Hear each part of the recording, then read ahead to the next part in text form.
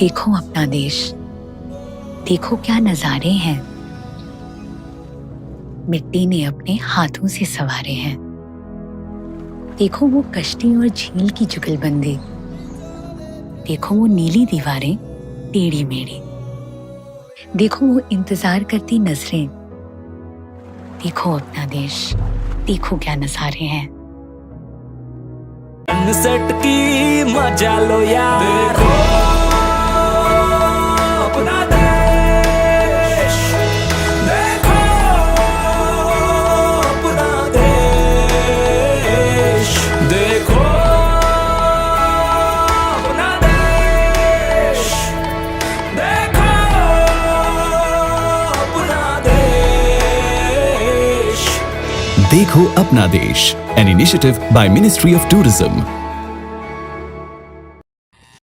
मैं जवाहर नवोदय विद्यालय कानीवाड़ा से अपने विद्यालय के विद्यार्थी, कक्षा 12वीं के विद्यार्थी हैं ये। जैसा कि हम जानते हैं कि भारत वीरांगनाओं का देश रहा है।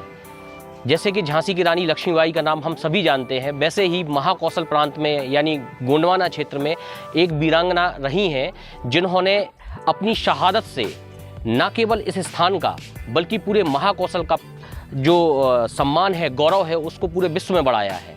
आज हम सभी बरेला नामक स्थान पर हैं। जैसा कि हम देख सकते हैं कि आपके सामने यहाँ पर सकते हैं कि रानी दुर्गावती का यहाँ पर समाधि है। जब मुगलों के साथ उनका संघर्ष हुआ था तो उन्होंने अपनी देह यहीं पर त्यागी थी अपने स्वाभिमान के लिए।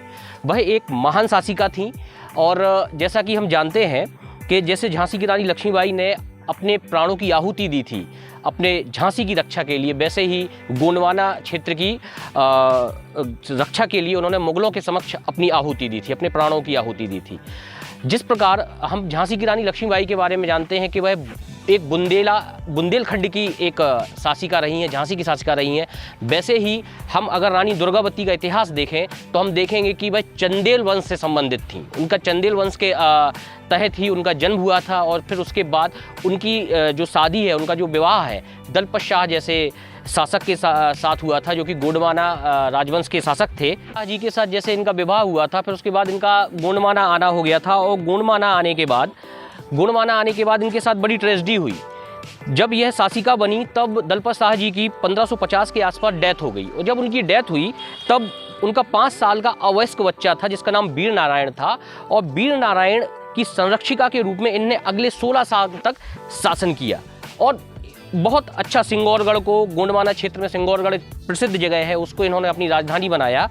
लेकिन आगे चल के समस्या तब आई जब केंद्र में जहां मुगलों की सत्ता स्थायी रूप ले रही थी, वहीं पर अकबर जैसे शासक वहां पे थे, तो उसका एक सेनापति था आसफ खां, जिसने मालवा के शासक बाज बहादुर को परास्त कर दिया था। और बाज बहादुर को जब उसने परास्त किया मालवा के शासक को, तब मालवा की सीमा और गोंडवाना की सीमा दोनों निकट आ गई। अब ऐसे में आसफ खां के लिए ये जरूरी हो गया कि अगर वो साम्राज्य का विस्तार करेगा तो रानी दुर्गावती से उसका संघर्ष होना ही था और जो कि पहले से तय था, सुनिश्चित था। दोनों में भीषण संघर्ष हुआ और आसफ खां के समक्ष रानी दुर्गावती ने अपने साम्राज्य की रक्षा के लिए अंतिम सांस तक लड़ी और उन्होंने इसी बरेला नामक स्थान पर